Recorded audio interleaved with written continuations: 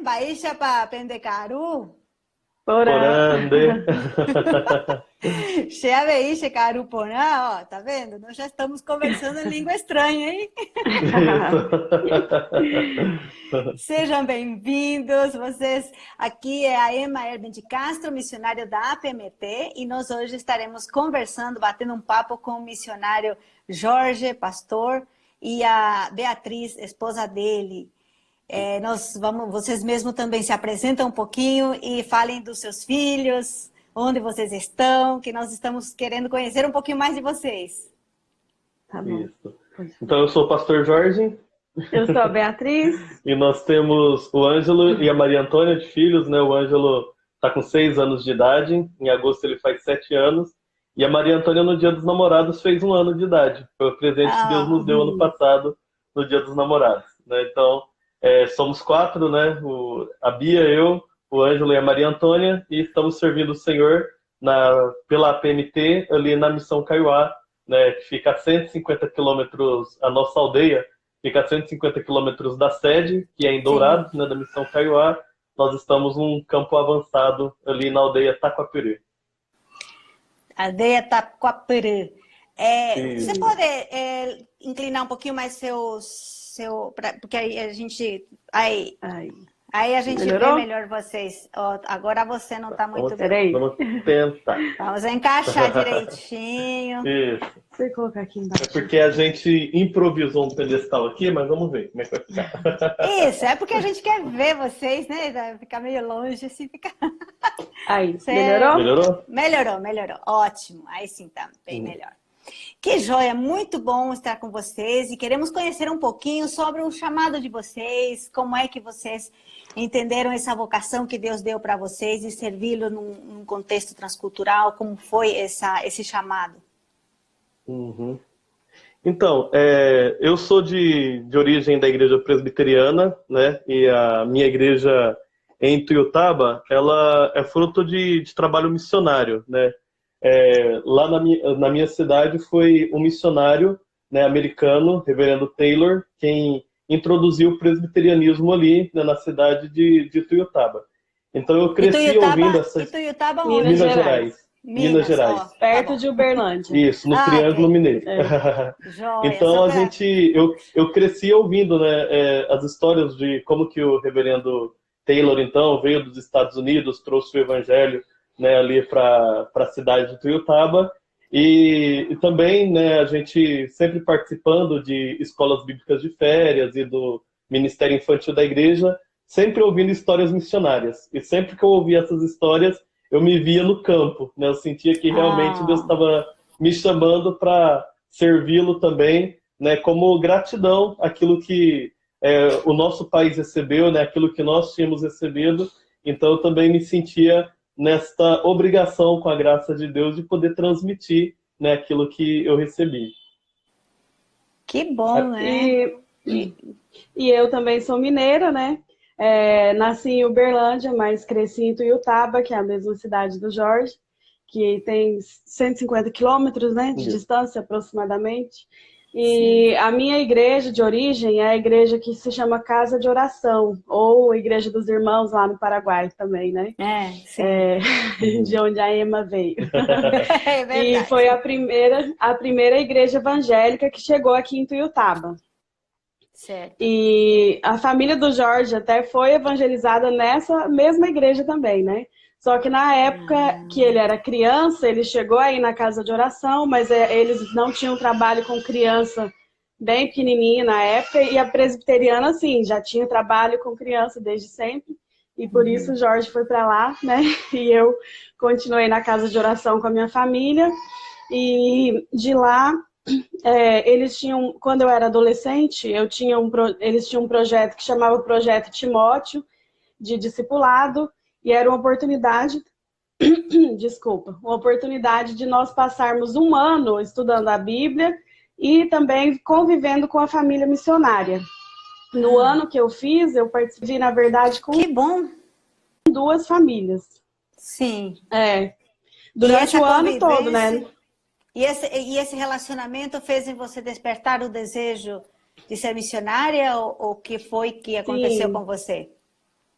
Um ano antes desse curso, em 2002, com 19 anos, eu participei de um projeto missionário no Nordeste, que foi com o Celso Luiz de Castro, que é primo do seu marido. Primo do... Verdade, primo do Cornélio.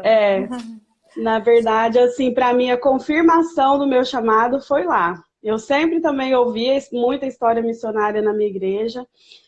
Li, quando eu era adolescente ainda, aquele livro O Contrabandista de Deus, né, do irmão André, do Portas Abertas. Aí Sim. Eu até brincava com meu irmão, falava com ele, nossa, eu tenho que fechar esse livro e parar de ler, senão eu vou sair correndo e vou agora no campo missionário, porque ele era um livro muito empolgante, né? E aí, então, a minha igreja fez esse projeto missionário, que é lá no Nordeste, que é como as nossas caravanas aqui para a missão também, né? Isso a gente vai... Nós vamos falar daqui a pouquinho. Mas é importante, né? Porque também esse estilo de ministério que vocês estão realizando hoje faz parte até do que Deus fez, do que Deus usou para chamar vocês também e confirmar essa vocação. Então, nós vamos chegar lá nesse tipo de ministério que vocês estão realizando hoje. Mas e o preparo de vocês, depois de ter esse desejo, essa vontade? Qual foi a trajetória? Como vocês começaram a se preparar? Então, foi interessante porque no ano que a Bia participou desse projeto missionário no Nordeste, eu estava terminando o seminário, né? Eu me formei em 2002. E lá no seminário nós tínhamos o protótipo do que hoje é a PMT, né? Que era o CBTM. Ele funcionava no seminário que eu cursei em Goiânia. Né? Então, o meu desejo era concluir o seminário, voltar para a minha região, né, trabalhar durante um certo tempo e depois retornar, né, para fazer o CBTM e ser direcionado então para um campo missionário. E acabou que depois que eu formei e voltei para a minha região, eu comecei a me envolver, né, com as igrejas da região, com o presbitério, fiz parte da executiva do meu presbitério e tal, secretaria presbiterial das sociedades internas e fui professor também no seminário em Uberlândia. Com isso, então, eu acabei protelando um pouco a ida para o campo missionário. E foi em 2013 que a gente participou de um curso de mobilização missionária, e nesse curso de mobilização missionária a gente teve, né, a direção de Deus de que era o momento realmente para a gente prosseguir para o campo, né? Então, ainda em 2013 a gente conheceu a Missão Kaiowá em Dourados, nos colocamos à disposição da Missão Kaiowá. Só que até então eu tinha apenas o seminário mesmo, né? Aí o pastor Benjamin falou, olha, você precisa entrar em contato com a PMT e tal, né, para você saber quais são os requisitos. A gente precisa de você, mas a gente quer que você venha amparado e ligado à nossa igreja, né? A agência de missões da nossa igreja. Então, ainda em 2003 eu iniciei o CFM no mês de outubro. O Ângelo tinha acabado de nascer, né? O Ângelo nasceu em agosto. E aí, em outubro, o Jorge já começou a viajar para fazer os módulos. Isso, aí a gente cumpriu todos os requisitos do CFM, né? Fizemos todos os requisitos da PMT. Fizemos o CFM, fizemos o CTM, fizemos o estágio, semana de orientação. Ficamos 3 anos no campo, assim, cumprindo os requisitos. E agora estamos há 3 anos já no campo pela PMT. Já vamos renovar, com a graça de Deus, o nosso contrato. Então já são 6 anos lá na Missão Kaiowá, né? E o Jorge parece novinho assim, mas já tinha 11 anos que ele era pastor na cidade antes de ir para a Missão Kaiowá, né? Muita gente acha, deve ser o primeiro campo dele, né? É o nosso primeiro campo transcultural, na verdade. Mas ele já era pastor há 11 anos antes de chegar lá, porque ele entrou no seminário bem novinho, era o mais novinho da turma. Que bom, começou cedo a carreira, né? Como foi que vocês entenderam que o campo, porque as necessidades são muito, muito variadas, né? Então, como é que vocês entenderam que vocês estariam dedicando a sua vida para projetos entre os indígenas? Então, como a gente disse, o chamado missionário a gente já sentia, né? Mas ainda não tínhamos um povo, né? Sim. E aí foi era até é uma dúvida do Jorge, né? Uma crise. Como que eu vou falar que eu sou chamado se eu não tenho um povo, né? Se a gente tivesse feito o CFM antes, antes de entender isso. Ajuda. Ajuda, porque é normal, né? Não é obrigatório. Algumas pessoas já têm um povo em mente, outras não. Mas certo. Foi em 2013 mesmo, nesse curso de mobilização missionária que nós fizemos pelo CEPAL, o Kairos, e aí ele apresentou várias realidades, né? Vários campos que ainda necessitam de trabalho, de missionários, e aí mostrou a realidade indígena no Brasil. E a gente desconhecia bastante, a gente não sabia quase nada, não sabíamos que em todos os estados do Brasil hoje ainda tem presença indígena, né? Ou nas aldeias ou nas cidades, a gente não sabia disso. A necessidade da tradução também, como é grande, né? A necessidade de tradução das porções bíblicas, ou aldeias que têm a Bíblia, mas não tem o missionário. Então, foi aí que a gente conheceu. E no mesmo ano, Jorge foi chamado para liderar uma caravana para a Missão Kaiowá. Então, tudo se conectou, né? Tudo no mesmo ano. Não foi a gente que pediu. A Igreja Central é que falou, pastor, o ano passado foi o fulano, no outro foi o ciclano, esse ano ninguém pode. Será que o senhor pode? Né? Um tinha bebê em casa, o outro não podia, e assim. E a gente, na época, não tinha neném, né? Sim. Mas quando a gente aceitou o convite, eu nem sabia que estava grávida, né? Mas na época da caravana, eu estaria grávida do Ângelo já. E lá na missão, a gente viu, assim, o povo Kaiowá é considerado alcançado. Mas quando você chega lá, você vê quão grande é o trabalho, né? Porque é um povo muito numeroso. Então, é um povo que já conhece o Evangelho? Mas ainda tem muito a ser feito, né? Muita gente precisa ser salva, muita gente precisa ser discipulada. Então, a gente viu a necessidade enorme que ainda tem lá. E aí foi aí que a gente se sentiu direcionado. Então, o curso e mais a caravana. O curso e o contato direto com o campo, né? Que deu esse direcionamento, a importância desse contato, né? Que bom. E quando vocês chegaram lá, vocês começaram a observar alguns traços culturais. O que foi que chamou a atenção de vocês? Vocês podem falar um pouquinho da cultura, compartilhar com a gente? Assim, eu vou falar um pouquinho, vou deixar o Jorge falar também. Mas é que é um grande engano a gente achar que o Kaiowá não tem muito traço indígena ainda, original, né? Porque eles estão já muito próximos da cidade, faz tempo que eles convivem com o homem branco, faz tempo que eles têm quase tudo que o homem branco tem, né? As casas deles já têm televisão. Quando a gente chegou lá, a nossa televisão não era tela plana. A de alguns irmãos da igreja indígena já era de tela plana. Né? O celular deles já era o touchscreen, o nosso ainda era de teclinha. Tá vendo? Mas tem gente que olha isso e pensa, ele já se aculturou. Já se aculturou, ele já não tem mais traço nenhum. Mas tem sim, né? O modo de pensar, para mim o que chama mais atenção é o modo de pensar, né?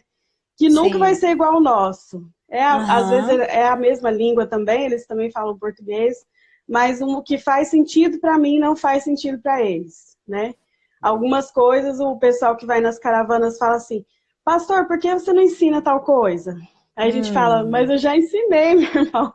Mas para ele, se não faz sentido para ele, se para ele não é útil, ele não vai aprender, não quer aprender, né? Mas outras coisas, tudo que eles querem aprender, eles aprendem também, né? Então, realmente o modo de pensar é muito diferente.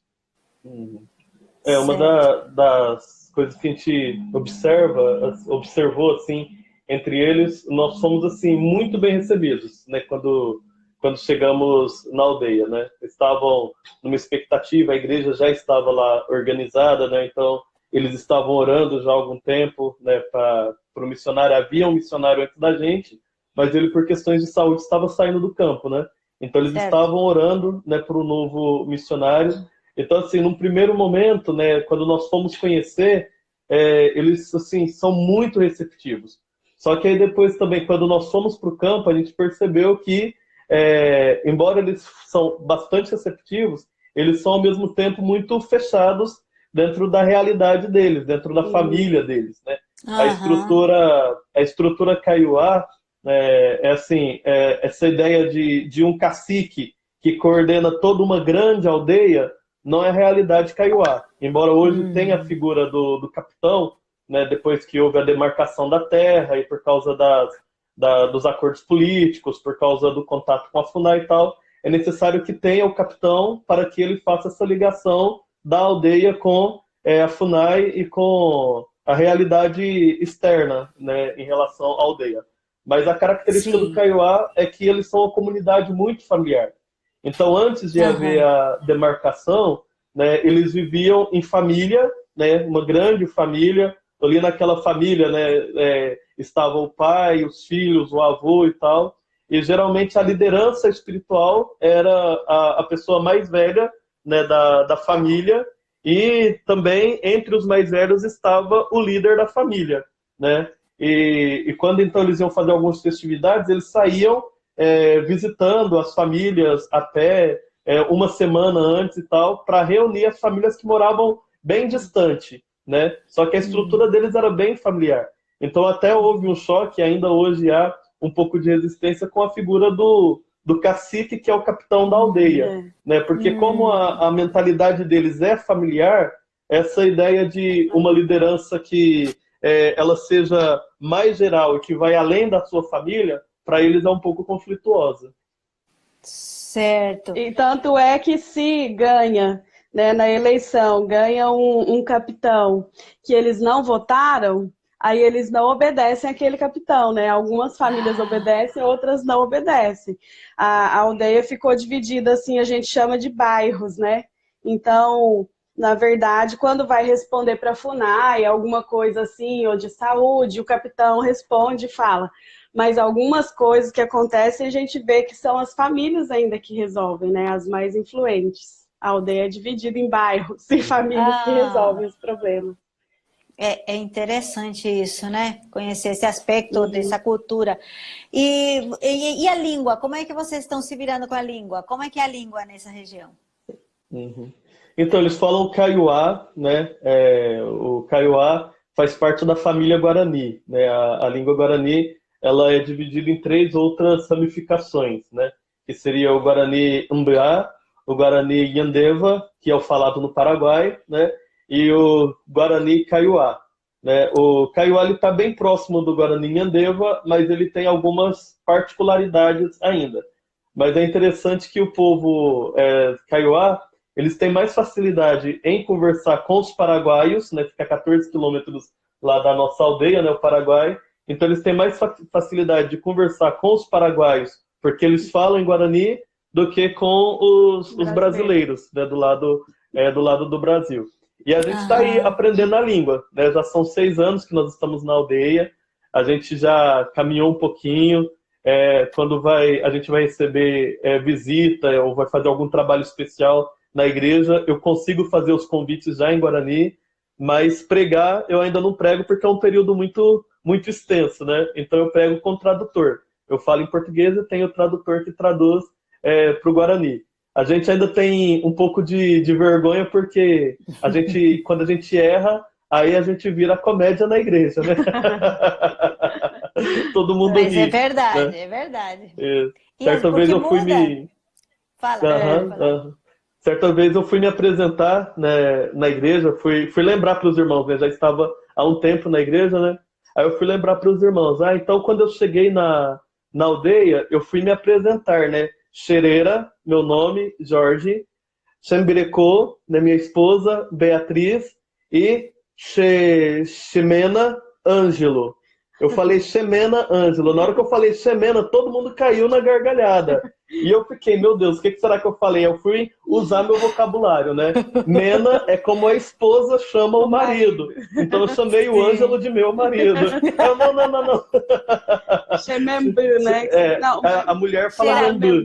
E o homem seria Raú, né? Aí eu, não, será Ângelo. Que é uma característica interessante da língua também, né? A mulher e o homem usam palavras diferentes para falar a mesma coisa. Meu filho, eu falo membu, e ele, porque é homem, fala a mesma coisa, né? Mas o homem fala de um jeito, a mulher fala de outro. É interessante, né? E esse som de também, que não existe no português, né? Então, Aham. a gente estava até falando, né, o nome da aldeia de vocês, como é que chama do É, lado brasileiro, como é que é? Vocês mesmos falam? Taquapiri. Em português é Taquaperi. Só E os que indígenas, como é que falam? Taquapuru. Taquaperi. Taquaperu. Verdade. É. São totalmente diferentes, né? Então, Aham. são coisas assim que a gente vai aprendendo. Que bom. Vocês É. tiveram algum choque cultural quando chegaram na aldeia? Ou, de repente, está muito próximo e não tem isso? Como é que é? Ah, e o que me incomodou muito no começo foi a curiosidade. Ah, Eu, por causa dessa proximidade aí com o homem branco já, com tudo, eu pensei que eles não fossem ter essa curiosidade, né? Eu falei, porque tudo que eu tenho eles já têm, já conhecem, não tem nenhuma novidade lá, né? Tudo que eu tenho eles já sabem o que que é, para que que serve, mas mesmo assim, porque o nosso campo missionário tem uma escola lá junto, né? Então, tem crianças para lá e para cá, criança e adolescente o tempo todo, né? E tem só um murinho, assim, que a gente fala que ele é só simbólico, que não aham. protege nada, é só para demarcar que ali é a minha casa, mas ele é bem baixinho, né? Então, na hora do recreio, antes da escola começar, eles sentam ali e ficam lá assistindo, olhando lá para minha casa.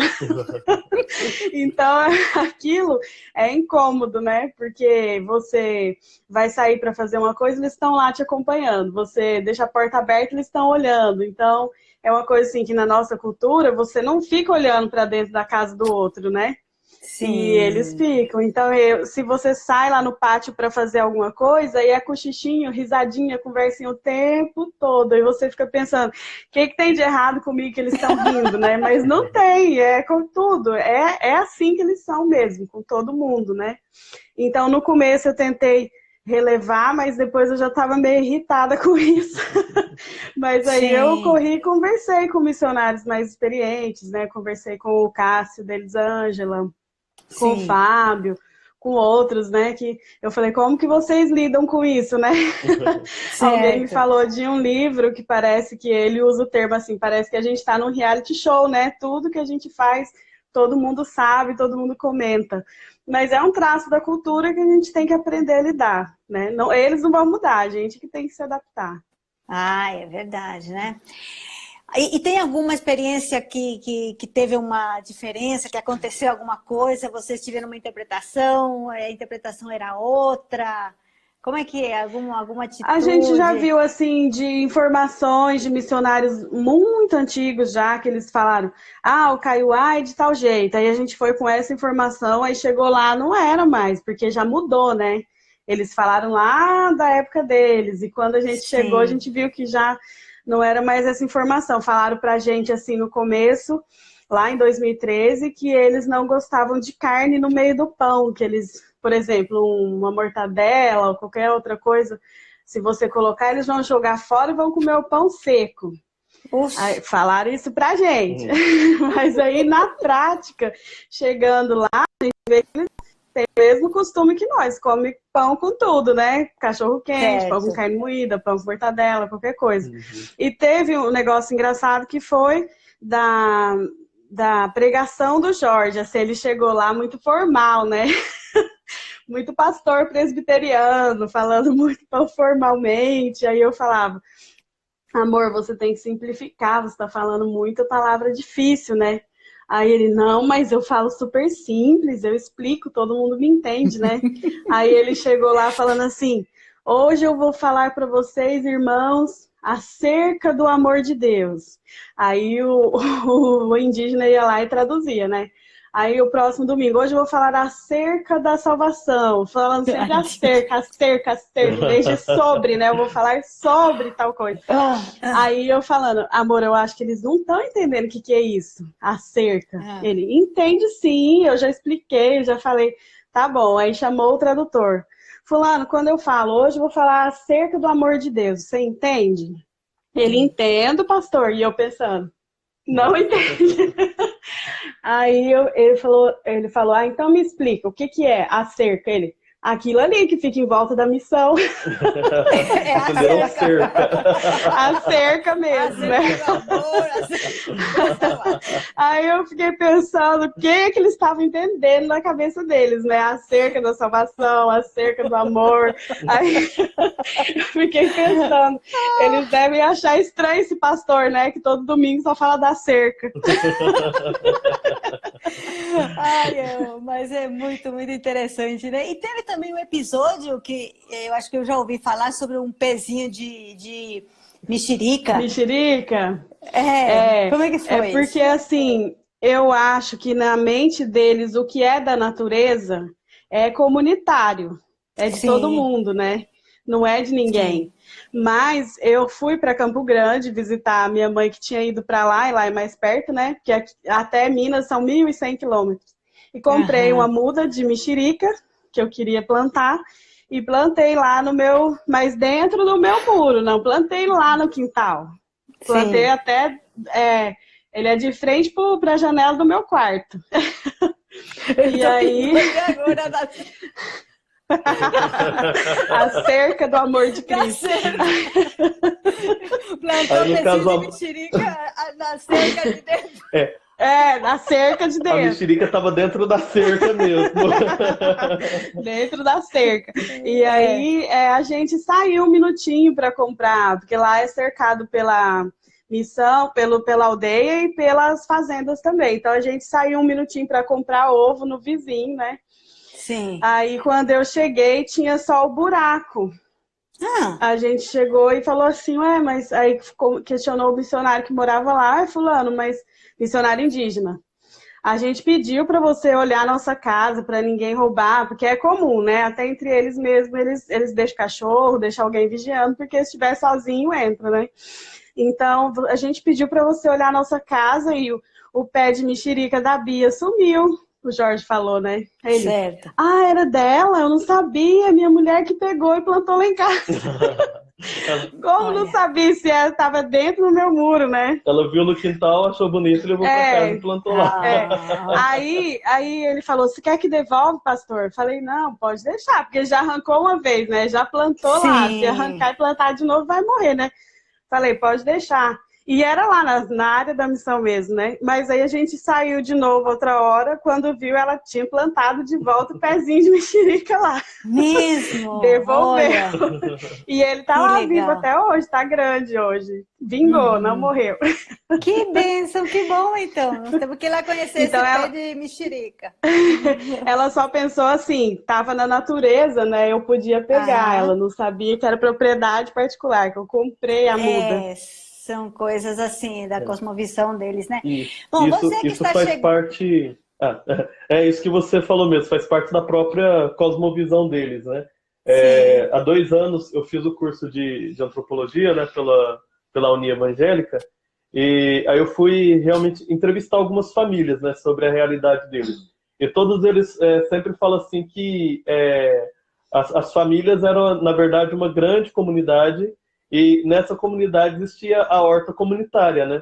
Então todo mundo se reunia para plantar, todos plantavam, depois todos colhiam e dividiam entre si e tal. Então, embora hoje, né, com a demarcação e com as famílias isoladas, eles já têm uma certa ideia de propriedade, mas aquilo que está livre na natureza, solto da natureza, é de todo mundo, né? É da natureza. Muito interessante. Bom, você que está chegando agora, chegou depois da nossa apresentação, nós estamos conversando aqui com o pastor Jorge e Beatriz Borges, eu sou a Emma Erben de Castro, nós somos missionários da APMT e estamos falando um pouquinho sobre o trabalho que eles desenvolvem também numa aldeia, na aldeia Taquaperi.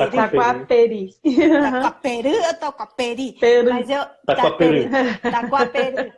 Que é um dos campos avançados da missão Kaiowá, no Mato Grosso. Nesse segundo momento... Mato Grosso do Sul. Não pode falar Mato Grosso. Não pode, né? Tem que ser Mato Grosso do Sul. Tem uma briga. Aí já vamos entrar numa outra questão cultural. Tá certo. Mas é isso mesmo, nós estamos aqui conversando e nesse segundo momento que a gente está conversando, a gente já ouviu um pouquinho da história de vocês, essa chegada de vocês na região, na aldeia. E agora nós vamos falar um pouquinho sobre os projetos que vocês estão desenvolvendo, como está acontecendo, quais são as situações que vocês estão enfrentando. Mas antes, pela primeira vez que nós vamos fazer numa live, eles estão trazendo uma coisa nova para nós, eles vão cantar para nós. Vocês querem ouvir? Dá um joinha aí nos comentários. Aí nós vamos, uns coraçãozinhos, né? Vocês querem ouvir eles cantarem em Guarani? Então vamos ouvir aí vocês cantando em Guarani para nós. E depois vai em português? Isso. Atima, shejaru, atima, shejaru, tu vishani, emboraihu. Atima, shejaru, tu vishani, emboraihu. Pembajave, oguraquera, opora, herombo, eterrangua. Ambexeru, derepora, here, lembo, ete, resude, jareha. Ambexeru, derepora, here, lembo, ete, resude, jareha. Damos graças ao Senhor, damos graças, graças pelo seu amor. Damos graças ao Senhor, damos graças, graças pelo seu amor. De manhãzinha os passarinhos estão cantando, louvando ao Criador. E tu, amigo, por que não cantas, louvando a Cristo Jesus, o Salvador? E tu, amigo, por que não cantas, louvando a Cristo Jesus, o Salvador? Amém. Oh, muito bom! Obrigada! Que joia! Então, nós vamos conhecer um pouquinho o trabalho que vocês estão desenvolvendo. Isso. Então, eu faço trabalho pastoral ali na aldeia, né? Então, nós já temos uma igreja organizada, né? A igreja sede, que dentro da aldeia Taquaperê, né? Fica na região de Taquaperê. Como a Bia falou, a aldeia lá ela é dividida em 4 regiões, né? A aldeia é a Taquaperê, só que dentro da aldeia da Taquaperê existe a região central, que é o Taquaperê, é uma região que fica mais próxima ao asfalto, né? A estrada, ela que vai de uma cidade para outra, ela corta o meio da aldeia, né? Então aqueles que estão mais próximo ao asfalto estão na região central, que é a região de Taquaperê, né? E também existe a região do Mangaí, né? Que é um pouco mais indo, né, em direção à cidade também, né? E tem a região do Cerro e a região do Taquara. Então nós temos uma igreja na área central e temos uma igreja também, uma congregação no Cerro, então no Taquara. Então eu dou os atos pastorais, né, nos 2 lugares, né? Prego, faço escola dominical, trabalho de visitação, né? Então todo o trabalho pastoral ali, né? Ministrou ceia, batismo e tal, todos os atos pastorais, eles ficam na minha responsabilidade, né? E a Bia e eu também, a gente sempre faz visitas evangelísticas e também temos um trabalho com crianças, né? A Bia, ela é responsável pelo trabalho de criança e eu a auxilio. E temos uma irmã específica da aldeia também, a irmã Genilda, que nos auxilia ali naquele trabalho. E eu e ela, a gente reveza também no cuidado com os adolescentes, né? E o nosso trabalho, assim, a gente gosta de dar uma ênfase muito grande na questão do discipulado, né? Porque embora a igreja já está lá há mais de 60 anos, né? E a igreja foi o primeiro trabalho evangélico a chegar ali na aldeia, a gente percebe que de tempos em tempos a gente tem que retornar com os princípios elementares da fé, né? Então a gente dá uma ênfase muito grande na questão do discipulado, das doutrinas básicas da fé cristã e tal, né? Então tem esse trabalho. Esporadicamente também a gente desenvolve algum trabalho social. A Bia já deu curso de culinária lá, a gente já recebeu caravanas, é o trabalho que nós fazemos, daqui a pouco eu vou falar. A gente já recebeu caravanas que ensinou a fazer algum trabalho manual, ensinou a fazer sabão e outras coisas, Costura. né? Costura à mão, né? Então a gente também tem esse trabalho, que a gente sempre recebe caravanas lá, né? São pessoas da nossa igreja brasileira, né? Que por a gente estar num campo transcultural, porém dentro do território brasileiro, fica fácil das pessoas conhecerem, né, um campo missionário e ter uma experiência missionária. Então a gente está sempre recebendo caravanas, né, que fazem missão de curto prazo, uma semana, alguns dias e tal. Então eles ficam lá e a gente mostra para eles a realidade da aldeia e sai com eles fazendo visitas, atividades evangelísticas e eles também fazem diversos tipos de trabalho. Trabalho social, corte de cabelo, costura, né, e várias atividades também eles desenvolvem. E qual é a importância dessa visita que vocês recebem para o campo, para vocês, para a igreja que está fazendo esse projeto, que vocês perceberam nesse tempo que vocês recebem essas caravanas? Graças a Deus, a maioria das caravanas que a gente tem recebido são caravanas já bem preparadas mesmo, já fazem esse trabalho há muito tempo, né? Eventualmente vai alguém lá que foi só para passear mesmo, para fazer turismo, e às vezes dá algum probleminha. Às vezes não teve a visão certa, né, do que é o trabalho, o que foi para fazer lá, né? Não é uma caravana só para conhecer, é para trabalhar junto conosco, né? Então, graças a Deus, a maioria tem sido de pessoas experientes já, maduras na fé, que vão nos auxiliar mesmo. Esse ano até a gente recebeu do PMF, que é da Mocidade, né? Isso, da UMP. Da Confederação de Mocidade. Da Confederação da UMP, que a gente está até hoje apaixonado por eles. Oh, que bom! Porque é um grupo enorme de jovens, pode falar. Que tem muita gente da UMP também que estão assistindo a gente. Assistindo, né? Talvez pois liderados pelo Ilquias, que é o atual presidente, né? Na verdade, ele é o secretário de missões. Secretário de missões. Então, e foi muito bom. Eles não reclamaram de nada, eles lavaram banheiro, eles fizeram um monte de coisa lá o tempo todo, né? Andaram a pé na aldeia. Mas por que é importante? Porque a nossa equipe lá atualmente, no campo, é só eu e o Jorge.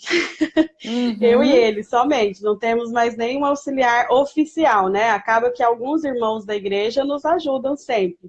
Mas não tem outro missionário lá. Então, sem eles, a gente não conseguiria fazer a escola bíblica de férias, né? Que é super importante. A gente, infelizmente, já ouviu irmãos criticando a IBF, falando, esse trabalho já deu, né? Já foi, vamos fazer outra coisa. Sim, a gente pode fazer outras coisas também, né? Mas a gente ainda precisa de ajuda para a IBF, e a IBF é muito frutífera, né? Tem criança que espera por isso o ano todo, né?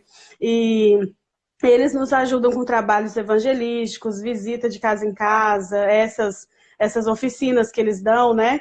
E isso anima muito a igreja, a própria igreja. A pessoa, todo mundo que vai para lá, sai de lá animado, né? Fala que Deus falou com eles, a pessoa que vai visitar. Mas, na verdade, eles não sabem o que eles deixam lá para nós, né? Nós nos sentimos animados, eu e o Jorge, que a gente se sente auxiliado, né? Cuidado.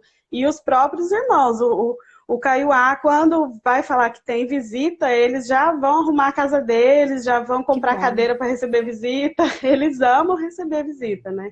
Então é um ânimo geral quando tem caravana lá. E outra coisa importante também é porque essas caravanas também elas servem para o próprio despertamento missionário, né? Certo. Foi onde nós caímos. Nós fomos para visitar e acabamos ficando. Então, essas caravanas é importante por causa disso também. De repente, alguém está aí em dúvida em relação ao seu chamado ou o que fazer, vai visitar um campo missionário que com certeza você vai encontrar o seu lugar. E aí o Jorge falou... Desculpa, pode. Não, pode falar. O Jorge falou dos trabalhos que a gente desenvolvia lá, né? Eu desenvolvia culinária durante um ano, aí eu parei porque, assim, na época meu pai foi morar com a gente, eu tinha que dar bastante auxílio para ele ir para a cidade, para fazer exame e tudo mais. Mas eu também percebi que já um ano já tinha sido suficiente, né? Eu já ensinei as receitas básicas, elas já sabiam muita coisa. E até hoje tem algumas indígenas lá que vendem o próprio pão, o bolo, fazem em casa. De vez em quando alguém me manda foto, olha aqui o que eu fiz hoje, né? E eu fico Olha muito feliz por só, isso, né? Porque eu que deixei legal, uma marquinha lá, com certeza, né? E que enquanto a bom. gente finalizava a receita, o Jorge ia para a sala com elas e fazia um momento devocional, né? Então a gente teve frutos espirituais também, né? De gente que voltou para a igreja, ou gente até pelo menos um aluno a gente sabe que se converteu, né? Que está firme, que eu fiz discipulado depois durante mais um ano com ela, só com ela, né? E agora eu tô mais com o trabalho com crianças no sábado à tarde. E à Uhum. tarde também, depois do meu trabalho com as crianças, a gente tem um momento de esportes lá, vôlei, Uhum. que é o que o Jorge mais gosta, ou futebol, né? E depois disso tem o culto dos jovens. E no Sim, domingo, antes da pandemia, eu tinha começado a fazer um momento de café da manhã com as crianças também, antes da escola dominical, né? A grande certo. maioria dos que vão lá na igreja, eles têm uma boa condição, não são ricos, mas também a gente não pode falar que passam fome, eles têm o que comer em casa, né? Mas Certo. algumas crianças, a gente estava notando que eles estavam indo com fome para a igreja. Quando eu Sim. dava uma bolachinha lá para Maria Antônia, né, minha bebê que está com um ano agora, aí todo mundo ficava assim de olho, tia, não come perto dele não, que ele vai querer, ele está com fome. Aí a gente viu essa necessidade, começamos a fazer esse café lá em casa antes do culto. Só que aí veio a pandemia, tivemos que esperar um pouquinho, né, para continuar. E como que vocês estão lidando agora com esse momento de pandemia? Uhum. Então, a princípio, a gente começou, no culto anterior, né, que a gente teve que fechar a igreja, aí eu peguei o telefone dos irmãos e tenho mandado diariamente para eles devocionais, né? Tenho utilizado aquele material da cultura cristã, né? De vez em quando eu faço algumas adaptações, porque a linguagem é igual ao do Jorge com a cerca, né? Então eu É preciso adaptar. verdade. É. Então eu preciso adaptar, mas eu tenho mandado esses devocionais para os irmãos. Fiz um tempo live também, só que eu fiz durante um mês, só que aí os trabalhos foram reabertos, né? Então quando os trabalhos foram reabertos, aí eu deixei de fazer as lives para fazer o culto presencial. Só que com o pessoal não há casos na região, graças a Deus, na nossa aldeia não houve casos, mas em algumas aldeias ao redor e na região começou a aumentar o número de casos. Então, com isso, a gente Uhum, teve que fechar novamente. uhum, E eu tenho percebido também que a gente precisa mudar a estratégia, porque nem todos têm acesso à internet. uhum. Então, agora eu quero começar a produzir material escrito também. Então, a Certo. gente prepara uma certa quantidade de material escrito, deixa com as famílias, né? E a gente cria um roteiro para que eles possam fazer, né, as suas devocionais diárias. Incentivamos, temos incentivado, né, desde que os trabalhos foram fechados, né, a gente incentivou para que eles fizessem o culto doméstico. Tem material em Guarani e eles receberem esse material em Guarani para que eles pudessem também cantar e ler uma mensagem com as suas famílias. Que bom. Aí o pessoal tá pedindo para vocês acertarem a câmera, mas a É, gente já tentou. Eles tá falaram que é uma difícil. gambiarra aí não Aham. tá ficando, Tá mas bom. vamos Isso. tentar aí. Melhorou? Então, Melhorou um pouquinho?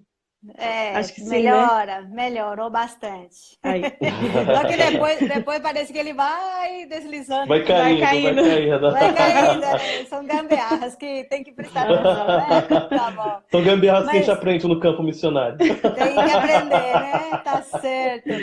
Muito bom saber um pouquinho de vocês. E Bia, você também escreve um texto para o jornal É. Gazeta de Amambai. Como foi Uhum, esse início desse projeto aí? Eles te convidaram? Fala um uhum. pouquinho desse É. trabalho. Primeiro começou com o Caríssimas, né? Que foi idealizado pela Celinda, que também é da PMT, e outras missionárias, a Mônica e uma outra equipe. O blog Caríssimas, né? Para mulheres. Depois eu posso deixar o link com vocês. E aí a Patrícia, que é a esposa do dono do jornal e também é editora, eles são da Presbiteriana lá de Amambai. né? São os donos do jornal, Gazeta. E aí a Patrícia acompanhava meus textos no Caríssimas e falou, por que você não escreve pra gente aqui nessa Páscoa? Isso já foi há 2 anos atrás, né? Escreve sobre a Páscoa. Tem um caderno especial lá sobre educação, Gazeta Educação, que eu escrevo para adolescentes e crianças, né? Aí ela falou, escreve para mim falando sobre o que é a Páscoa. Eu fiz o texto, aí eu fiquei permanente agora. Todo mês, então ela fala o tema e eu escrevo. E esse Gazeta Educação circula em todas as escolas, né, de Amambá. Então todos os alunos têm acesso a eles e os professores também. E para mim foi uma resposta de Deus também, né? Porque a mulher, às vezes, no campo missionário, não consegue fazer tudo que ela gostaria, né? A gente não consegue fazer tudo que o nosso marido faz. Muitas vezes ele sai e a gente está em casa com os filhos, né? Cuidando da casa, cuidando dos filhos. Não tem como acompanhar, principalmente agora nessa época de criança pequena, né? Verdade. E às vezes eu ficava triste, eu ficava pensando, parece que eu nem sou missionária, parece que eu vim aqui só para cuidar da casa, né, dos filhos. A gente sabe que esse é o nosso trabalho também, né? Se a gente fizer com amor, fizer para o Senhor, a gente está sendo missionária, a gente está dando suporte para o marido poder trabalhar. Certo. Mas eu queria também uma coisa minha, que eu fizesse. Então Deus me deu esse presente de poder escrever, né? Atualmente estou escrevendo para o Caríssimas, que é um blog, né? E esse jornal também, que é um jornal impresso e tem ele na versão da internet também. Que joia! Depois você vai deixar aí os links também para a gente poder compartilhar os links do jornal, do blog. E do blog. Textos muito bons que você também, Deus tem te dado esse dom de escrever. E esses dias você escreveu também que o Ângelo também já está rabiscando aí, né? Eu vi Vocês podem seguir vocês também no Facebook, né? No Instagram também. Perfil. No Instagram, quem quiser conhecer mais, porque o nosso tempo está voando, eu estou querendo segurar o tempo, mas vamos chegar lá. Tá, não, mas é muito bom, é muito bom. Nós temos aqui algumas perguntas que os internautas fizeram. Tá bom. E também aqui o pessoal está querendo saber, vocês têm alguma informação sobre o Covid lá no Hospital da Missão? A gente atualmente não tem informações detalhadas, né, de números, porque nós não estamos em Dourados, Sim. Mas a gente sabe que o hospital está atendendo, sim, que recebeu auxílio de várias instituições e que eles já tinham uma ala totalmente isolada por causa da tuberculose, né? O hospital já cuidava da tuberculose há muitos anos atrás, quando foi inaugurado. Então, o que a gente ficou sabendo foi que isso aí foi providencial, né? Nessa época agora eles não tiveram que fazer nada. Já tem uma entrada totalmente separada para os casos de Covid, tudo separado, e estão atendendo por lá. Mas como nós não moramos na sede, acho que não somos os mais indicados para dar informações sobre isso. Mas Dona Margarida e seu Benjamin, o pastor Benjamin, estão falando sempre que estão atendendo. E há pouco tempo eles compartilharam, né, que graças a Deus todos os casos que têm chegado lá, as pessoas têm saído curadas, né? Isso, apesar de muitos casos, não tinha nenhuma morte nesse período que eles estavam acompanhando lá. O boletim que eles nos passaram até na base da PMT, a base indígena, é que não tinha tido nenhuma morte também. Que bom, agora tem aumentado muito, de fato, os casos em Dourados, né? Foi até assim, por causa deste aumento de número nos casos em Dourados e pelo fato de eles se visitarem bastante, né, que houve uma orientação da missão que a gente realmente fechasse novamente os templos, né, e pensasse em alguma outra estratégia para pastoreá-los. Mas, graças a Deus, a missão tem conseguido cuidar, né, dos casos que têm chegado até ela. Que bom, que bom. Tem algum testemunho de alguém que vocês gostariam de compartilhar nesses anos de ministério de vocês? Lembrei do Carlos, do Josmar. A gente tem alguns. Alguns, isso. Sim, vários que realmente tocam o nosso coração. Muito interessante porque, às vezes, a gente tem algumas situações, né, que, como a gente está... costumam dizer que com 6 anos de trabalho, agora que a gente está começando a entender alguma coisa, né? Mas nesses 6 anos, Deus nunca deixou a gente sem resposta. né? Ele sempre mostrou para a gente algum fruto que fez com que a gente sentisse, não, a gente realmente estamos debaixo, né, da direção do Senhor, da orientação do Senhor, é Ele que nos capacita e foi Ele que nos escolheu para estar aqui. O ano passado eu costumo trabalhar com a igreja, geralmente um livro específico, né, e com temas específicos, né? E o ano passado a gente trabalhou o tema de produzindo frutos, né? Permanecendo na videira e produzindo frutos, né? E ensinando para a igreja, né, que fruto é tudo aquilo que a gente faz, que glorifica o nome de Deus e faz com que ele seja conhecido através das nossas vidas, né? Sim. E o irmão da igreja acompanhando lá os trabalhos e tal, e às vezes eu dava algum exemplo, né? Por exemplo, que às vezes as pessoas achavam alguma coisa e tomavam posse daquilo, né? Então, ensinando para os irmãos, se, por exemplo, você acha um celular, o que você tem que fazer? Não tira o chip, primeira coisa. Não tira o chip porque o dono vai ligar, né? E se o dono ligar, fala, está comigo aqui e tal. E esse irmão da igreja, ele foi, as crianças, né, da casa dele, foram e achou um celular e dividiram entre eles. Um primo ficou com o chip, outro primo ficou com a bateria e outro ficou com o aparelho. Aí ele viu, né, com a irmã dele, ele viu uma bateria e perguntou, mas de onde que é essa bateria? Aí, por fim, conseguiram localizar o celular. Aí ele falou, não, olha, não é nosso, nós precisamos devolver, né? Tinham perdido o celular no mato, porém, era no caminho havia um boteco lá, onde eles compram mercadorias, né? Aí mercadinho lá, no meio da aldeia. Então ele foi e levou esse celular nesse mercadinho, né? Aí o dono da mercearia falou, não, isso aqui é alguém que perdeu no mato e tal, não vai achar o dono não, pode ficar para você. Deixa de ser bobo, fica para você. Deixa de ser bobo, fica para você. Aí ele foi e falou, não, eu sou um servo do Senhor, e como servo do Senhor eu não posso ficar com aquilo que não é meu. Se alguém procurar, eu vou deixar com você. Aí ele foi todo felizinho lá em casa contar pro Jorge, pastor, sabe o que acabou de acontecer? Porque assim, eles têm um pouco de dificuldade com essa questão, né? De se deixou lá, se alguém perdeu, pronto, ninguém se preocupa em devolver, né? Mas aí, graças a Deus, esse irmão entendeu a pregação e colocou em prática, né? Aí eu fui e falei pra ele estava com a esposa nesse momento, né?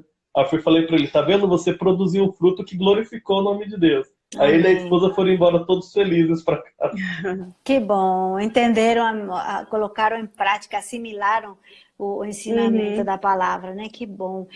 O pessoal está perguntando aqui se vocês recebem voluntários individuais, sozinhos. A gente nunca recebeu, assim não, geralmente é só gente que a gente já conhece há algum tempo, né? Infelizmente, nós já tivemos problema lá com pessoas que foram, né, para ajudar e deu tudo errado. Então, assim, para receber individual tem que ser alguém que a gente já conheça de algum lugar, mas na caravana é mais apropriado porque é o próprio pastor que recomenda, né, a própria igreja. Então, são irmãos que já estão acostumados com o trabalho, mas eles podem entrar em contato. De repente, é um irmão que pode oferecer alguma ajuda de alguma forma, né, na sua profissão, que possa agregar, ajudar a gente de alguma forma, eles podem entrar em contato. E a gente pode vocês têm aí o contato eles, né? e conhecer, saber um pouquinho mais, né? O pessoal perguntou também, cadê a caravana da Kombi? Bom, o agitador da caravana da Kombi, que é meu filho, o Paulo André, ele tá viajando, ele não tá assistindo, então vocês devem estar aí. E assim, não precisa ser só a caravana grande, né? Às vezes as pessoas desanimam porque é difícil lotar um ônibus, né, de gente interessada até o fim, que não desiste, né? Mas a gente já recebeu, por exemplo, o pessoal da Igreja Presbiteriana de Leade, que é da Mônica, né, Mesquita. Sim. Da primeira vez eles foram por conta própria mesmo, de avião. No segundo ano eles foram de ônibus, né? Primeiro foram 8 pessoas, depois 6 pessoas. Uma caravana pequenininha, né? A gente até chamou de caravana e a Mônica falou assim, não é caravana, só 4 pessoas, 6 pessoas. Mas eles fizeram muito lá, né? O que importa é a disposição mesmo do grupo, né? Eles fizeram muita coisa e deixaram saudade lá, até hoje. Que joia! Nós só temos 5 minutinhos para fechar a nossa entrevista. entrevista, nosso bate-papo, mas eu gostaria que vocês dessem uma palavra para os jovens vocacionados que estão vendo, que estão ouvindo a gente. Qual seria uma palavra que vocês gostariam de deixar para o coração deles? Uhum. Tem um versículo que eu gosto muito, né, que está lá na primeira carta de Pedro, primeira carta de João, né, quando João escreve para os jovens dizendo: eu vos escolhi porque sois fortes e tendes vencido o maligno. Né, a gente percebe no contexto que eles são fortes porque realmente estão ligados, né, ao Senhor, estão ligados a Cristo. E porque eles estão ligados a Cristo, né, o Senhor os fortalece e eles vencem, na verdade, o maligno. Então, muitas vezes, o jovem tem aquela ideia, né, e as pessoas têm aquela ideia em relação ao jovem, que ele é inconstante, imaturo, que realmente os trabalhos não vão produzir frutos. E a gente tem tido experiências muito boas com jovens aqui. Né? A gente falou sobre a questão da PMT e tal, do PMF, né, que é a nossa Confederação Nacional de Mocidade e tal, e da nossa própria igreja. Né? Muitas vezes, a força que nós temos para realizar algum trabalho, o apoio que nós temos, na maioria das vezes são os jovens que estão ali, na verdade, nos apoiando. Né? Então, o que eu queria dizer para os jovens é isso, é que eles realmente se animem no Senhor, saibam que eles são caros por estarem ligados a Cristo, né? Foi Cristo quem os escolheu, é Cristo quem o capacitou. Né? Nós vemos aí o Senhor chamando Jeremias, que falou: eu não passo de uma criança, né? O Senhor chamando Josias com 8 anos, Joás com 6 anos e tal. Então, quando Deus ele quer usar, ele usa. O que nós temos que fazer é realmente nos comprometer, né, com o Senhor. Não precisamos ter medo e vamos procurar realmente os caminhos. Né? Se você deseja conhecer mais sobre missão, procure os missionários, procure a agência missionária, a nossa PMT. Né? Tem aí o Perspectivas também, que dá uma visão muito boa em relação ao avanço missionário. Né? Entre em contato conosco também. Né? Tá, e o Senhor vai direcioná-los. Muito obrigada, nosso tempo acabou, eu só quero deixar Nós que agradecemos. Deus abençoe, muito obrigada. Amém. Jorge, muito obrigada, Bia. E mais contatos aí, siga a gente no Instagram, no Facebook, no site da APMT, você vai ter mais informações deles e de outros missionários. Deus abençoe. Amém. Tchau, tchau. Muito obrigada. Tapendero Vassá. Amém, deve haver. Amém.